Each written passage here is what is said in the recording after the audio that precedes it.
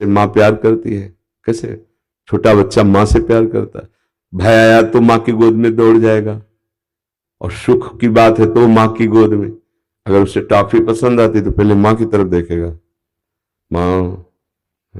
ऐसा वक्त होता है, अनुकूल प्रतिकूल हर परिस्थिति में ममता केवल प्रभु के चरणारविंद में होती है। वो प्रभु की तरफ देखता है। अभी हमारी प्रभु से ममता शून्य और सब ममता है, और उपासक की समस्त जगत से ममता शून्य। निर्ममो निरहंकारा सम दुखा सुखा क्षमी, क्षमावान सुख दुख में समान भाव, किसी में कोई दोष दर्शन नहीं, करुणा मैत्री का सबसे व्यवहार, पर कहीं ममता अहंकार नहीं। ये भक्त का स्वरूप है। इसलिए नाम जप और अपनी ममता को धीरे धीरे चुन चुन के प्रभु के चरणों में समर्पित करना, जीवन लग जाता है।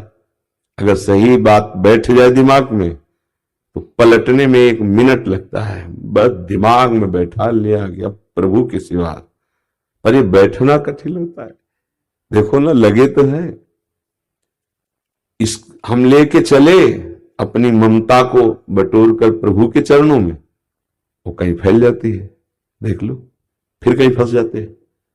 हम उसको ठीक ठिकाने पर चढ़ा नहीं पाते, समर्पित नहीं कर पा। और उन्होंने सिर्फ कहा है, मम पद मन ही बानी पर, मेरे चरणों में बस।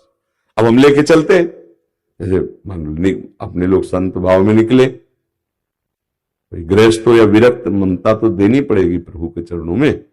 जैसे अपने लोग चले तो विविध प्रकार की समाज, विविध प्रकार के उसमें फंस जाते हैं। पहले सीधे जो पूजा सामग्री लेके निकले हो ममता, वो प्रभु के चरणों में समर्पित करो, अर्थात परिपक्व अवस्था, किसी भी द्वंद्व का कोई प्रभाव नहीं। अब प्रभु स्वरूप समाज में उतरो, कोई फर्क नहीं पड़ेगा। पर वो विविध प्रकार के मान सम्मान की ऐसी प्रीता होने लगती है, विविध प्रकार का लोक व्यवहार ऐसा होने लगता है कि वो ममता जहां ले जाके समर्पित करें, वो फिर फिसल जाती है। मतलब पुत्र में नहीं तो शिष्य में सही। बड़ा विचित्र खेल है ममता का। अगर वहां तक नहीं पहुंची तो फिसल के कहीं भी लग सकती है, कहीं भी। मतलब एक ईंट में भी ममता हो सकती है, कहीं भी ममता, कमंडल में हो सकती है, लंगोटी में हो सकती है, हिरन के बच्चे में हो गई, हिरन बनना पड़ा। इसको पहला काम कि सीधे अपने आराध्य देव में, वो कोई बिरला ही होता है जो लक्ष्य में जाके ममता समर्पित कर दे। नहीं, इतना मनोरंजन है, लक्ष्य तक पहुंच नहीं पाता। निकला तो, पर मनोरंजन ने इतना जोर का माया फेंक देती है ना, सब फ्री, खाओ पियो भोगो देखो, ऐसा फंस गया। वो ममता वहां तक नहीं पहुंचे। इसीलिए बहुत कठिन कहा जाता है भगवत प्राप्ति। भगवत प्राप्ति कठिन नहीं है, कठिन है प्रभु से ममता कर पाना। और ये सब गुरु के सानिध्य में, संतों के सानिध्य में सरल भाव से हो जाए, यदि हम उनकी आज्ञा लगो, पर अगम्य हो, हम उनकी आज्ञा पे नहीं रह पाते। यदि आज्ञा पे रहे तो अमोघस्य निश्चित भगवत प्राप्ति हो जाए। ममता, खास सत्संग का सार स्वरूप ममता प्रभु के चरणों में समर्पित हो जाए। अब ये देखता रहे ममता कहाँ है। जब शरीर से ममता है तो प्रभु से कहा ममता, जब शरीर संबंधियों से ममता है तो प्रभु से कहा। नाते नेह राम के मनियत, सुहृद सुसेव्य जहालो, अंजन कहाँ आंख जय फूटे, बहुतक कहाँ लो। वो प्यार किस काम का जो प्रभु से विमुख कर दे, जो हमारे जीवन को नष्ट कर दे। सच्ची बहुत धोखा हो जाता है। इंद्रिय मन शरीर का प्यार पूरे जीवन को बर्बाद कर देता है। बड़े भाग्यशाली है जो व्यवहार तो धर्मयुक्त करते हैं और प्यार प्रभु से करते हैं। आप लोग जैसे बैठे हो आकर के, तो प्रभु ने आप पर कृपा करी तो ये बातें सुन पा रहे हो।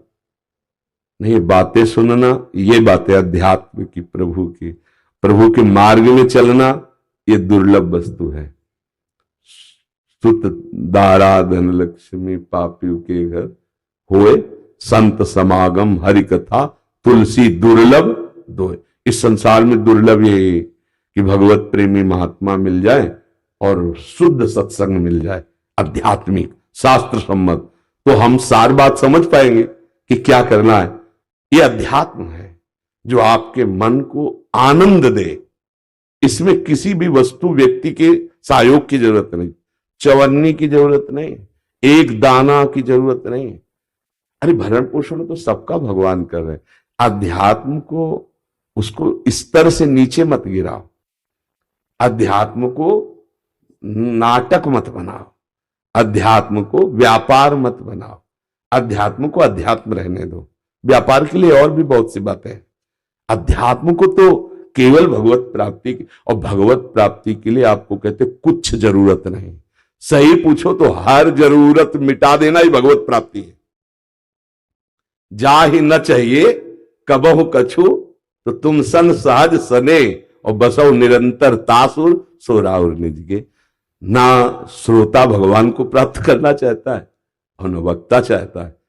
आजकल सत्संग में भी बोला, बड़ा दुख होता है। अध्यात्म मंच पर बैठकर प्रपंच, अध्यात्म मंच पर बैठकर प्रपंच। अध्यात्म का ज्ञान ऐसे हो जाएगा क्या? नहीं भैया, अध्यात्म का जब तक विवेकवान, और विवेक कहां होता है? साधु महात्माओं के संग से। जब तक संतों के चरणों में नहीं बैठे, संतों की आज्ञा में नहीं बैठे, तो अध्यात्म जान जाओगे?